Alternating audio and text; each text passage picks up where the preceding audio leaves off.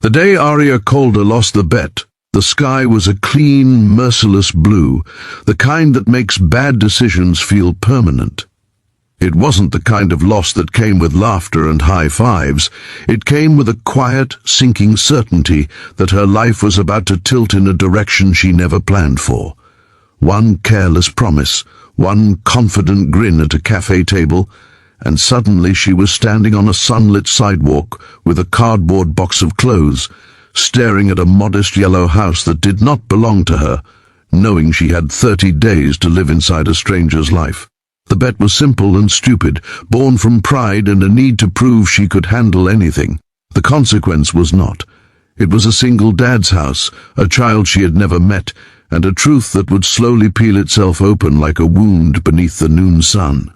If you believe in kindness, second chances, and the quiet courage it takes to let strangers become family, please take a moment right now to like this video, share it with someone who needs hope, leave a comment, and subscribe to our channel Touch of Kindness. Your support keeps stories like this alive. Arya had always lived by daylight rules. She woke early, ran along the river path while the city was still stretching awake, and measured her worth by how much she could do before noon.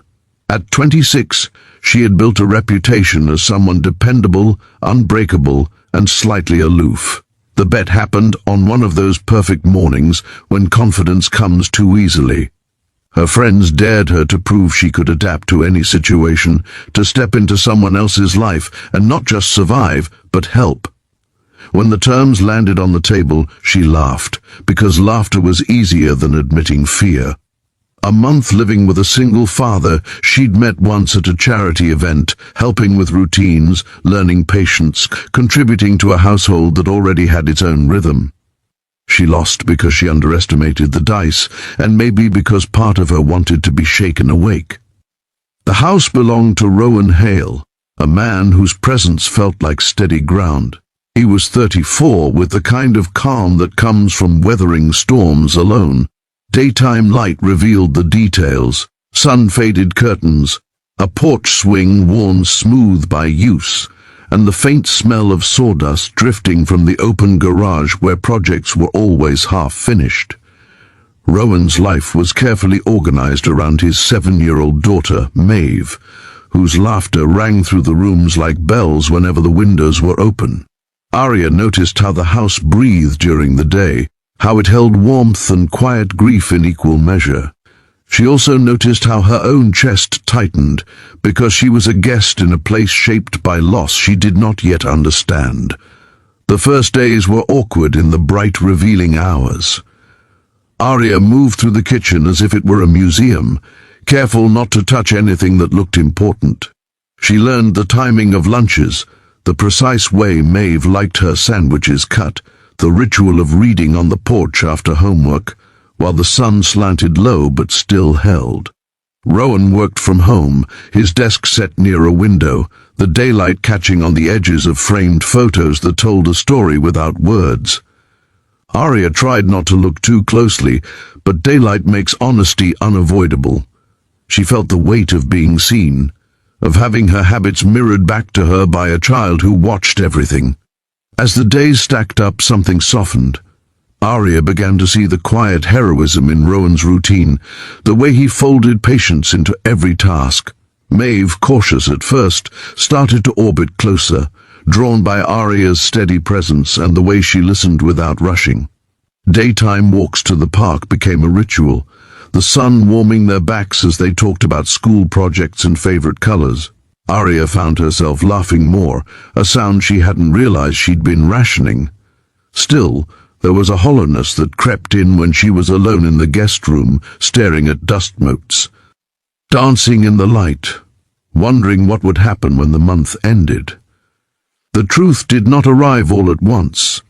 It came in fragments, like a story told by shadows that daylight tried to soften but could not erase. Arya noticed how Rowan flinched when the mail arrived, how he lingered over certain envelopes before tucking them away. She noticed the way Maeve grew quiet when passing a particular park bench on their walks. eyes fixed on the ground until they had gone by.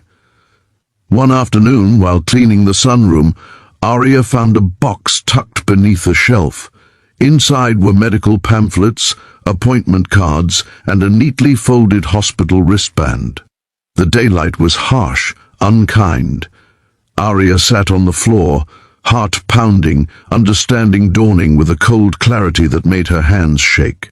Rowan's wife had not simply passed away. She had fought an illness that lingered, that drained savings and hope, and left behind a maze of debt and unanswered questions. The house was at risk. The calm routines were a shield, not a sign of ease.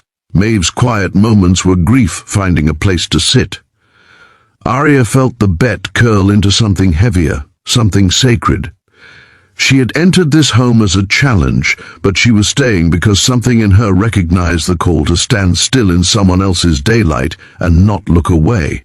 What shocked them both was not just the truth of loss, but the truth of connection. Arya discovered that the charity event where she'd met Rowan had been funded by a foundation her late mother once supported, a foundation that quietly helped families navigate medical debt. In daylight, the pieces aligned. Arya's mother, gone for 3 years, had left behind more than memories. She had left a network of kindness that Arya had never fully explored. Rowan discovered that the stranger living under his roof was not just fulfilling a lost bet, but carrying a legacy that could intersect with his own struggle in a way that felt almost ordained. Day by day, Arya stepped into the spaces where fear lived and refused to let it own the house. She organized paperwork at the kitchen table while the sun traced slow patterns across the floor. She reached out to contacts, asked questions, learned the language of appeals and grants. Rowan watched, torn between gratitude and the instinct to protect his pride. Maeve watched too, absorbing a lesson about resilience that no book could teach. The daylight became a witness to small victories, a returned call, a promise of review, a sense that the walls might hold a little longer. Arya's own struggle surfaced in the quiet afternoons when the house seemed to pause. She had been running from her grief, from the echo of her mother's absence, filling her days with motion so she wouldn't have to sit with the ache. In Rowan's home, in the honest light of day, she could not outrun it. She faced it instead, letting the pain sit beside her as she helped Maeve with homework or repaired a loose step on the porch. She learned that healing did not always arrive as relief. Sometimes it arrived as purpose. The month wore on, the calendar pages thinning. The bet loomed like a deadline with teeth. Arya realized she no longer counted days. She measured time in shared lunches and completed forms, in the way Maeve's shoulders relaxed when Arya braided her hair in the late afternoon sun. Rowan too changed. The lines in his face eased, not because the problems vanished, but because he was no longer carrying them alone. He learned to accept help without feeling diminished, to trust that strength could be shared. When the answer finally came, it arrived in the brightest part of the day, when the house was filled with ordinary sounds. The foundation approved assistance that would stabilize the debt, restructure payments, and keep the house standing. It was not a miracle. It was the result of persistence and a web of kindness that stretched across years and lives. Rowan sank into a chair, daylight washing over him, and felt something uncoil in his chest. Maeve hugged Arya without hesitation, the kind of hug that assumes permanence. As the last week approached, Arya packed slowly, each folded shirt a question she wasn't ready to ask. The bet was over. The rules were clear. Yet the truth they had discovered refused to be boxed.